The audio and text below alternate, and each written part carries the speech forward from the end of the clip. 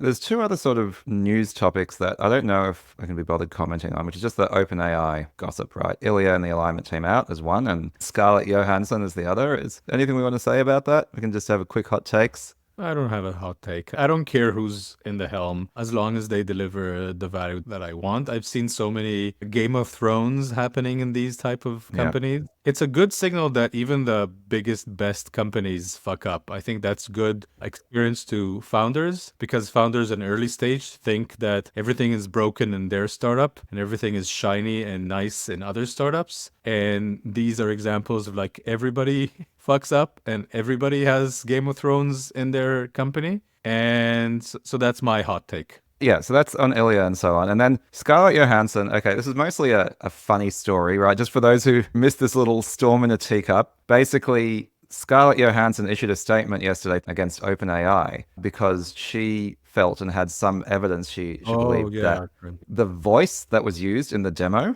I think called Sky, was designed to sound like her voice as the AGI in the movie Her. Yeah. And then Sam Altman just tweeted out a tweet with a single word her in it, which obviously stoked the flames. So I think, that is just kind of gossip. The only interesting thing, like drawing these two bits of news together, is, I guess, about AI ethics and being responsible. And I don't want to kind of belabor the point, but, there's a couple of things. So first of all, Ilya and all the other people who left from the alignment or super alignment team, they were the AI safety people. So yes, it's Game of Thrones, but also I think it's a bit like Sam and the OpenAI team. They just kind of want to build an awesome product. And I think the safety stuff, I'm not saying they're neglecting it, but I don't think they want it to be the constraint on their product development. And then Her is, for Sam to want his interface to be like Her is interesting because Her was really a cautionary tale. And there's this, Yeah. old tweet that resurfaced, in context, which I love. I'll just read it out. I think if you're watching on video, hopefully we can flash it on the screen. And the tweet goes, "Sci-fi author. In my book, I invented the Torment Nexus as a cautionary tale. Tech company. At long last, we have created the Torment Nexus from the classic sci-fi novel. Don't create the Torment Nexus."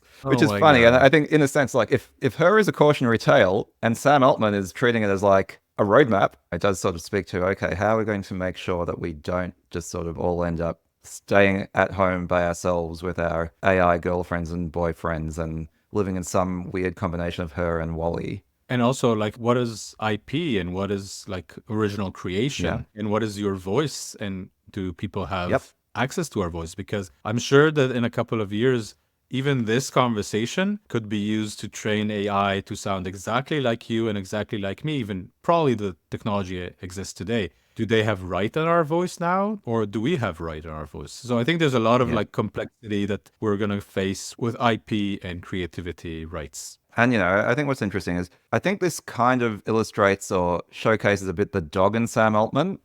He's a very presentable, well-spoken, nice person. That's how he presents, right? But I think there's definitely like a lot of Elon or Travis Kalanick in how he operates. He is a ruthless operator, a little bit of an iconoclast, a little bit of a troll. And, he's not going to let other people get in the way of his vision, which I think is fine. I think the world needs people like that, but it also needs counterbalances. So I think that's going to be an interesting thing to sort of grapple with over the next few years. He's not as he appears.